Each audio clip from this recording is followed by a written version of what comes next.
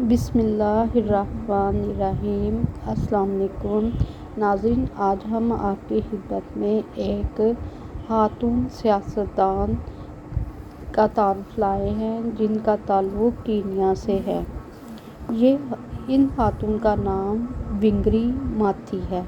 ونگری ماتھی ایک کینیائی خاتون سیاستدان تھیں جو پہلی افریقی خاتون ہیں جن کو نوبل انعام دیا گیا۔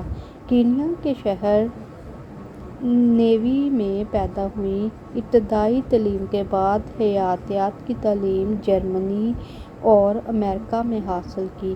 ان کا سب سے بڑا کارنامہ گرین بیلٹ موومنٹ ہے جس میں 30 ملین سے زیادہ درخت لگائے گئے اور انہیں ٹری وومن کے نام سے یاد کیا جانے لگا۔ ماحول کے حوالے سے ان کی خدمات کے صلے میں 2004 کا امن کا نوبل انعام دیا گیا۔ ونگری ماتھی 2003 سے لے کر 2005 تک کینیا کی حکومت میں وزیر کے عہدے پر بھی فائز رہیں۔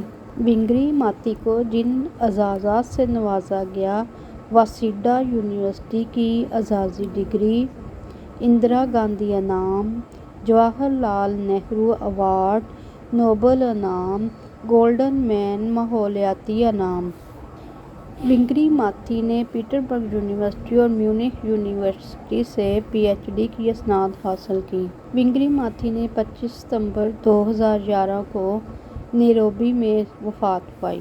ناظرین اکرام، ونگری ماتھی ایک سماجی کارکن تھیں جنہوں نے ماحولیات کے لیے کام کیا۔ لوگوں کو اچھی فضا فراہم کرنے کے لیے انہوں نے کہ ان کے عوام جو ہے وہ صحت مند رہیں، انہوں نے درخت لگائے اور اپنے وطن کی فضا کو پرفضا بنایا۔ اس ویڈیو کو لائک کر دیں، چینل کو سبسکرائب کر دیں۔ آپ سب کا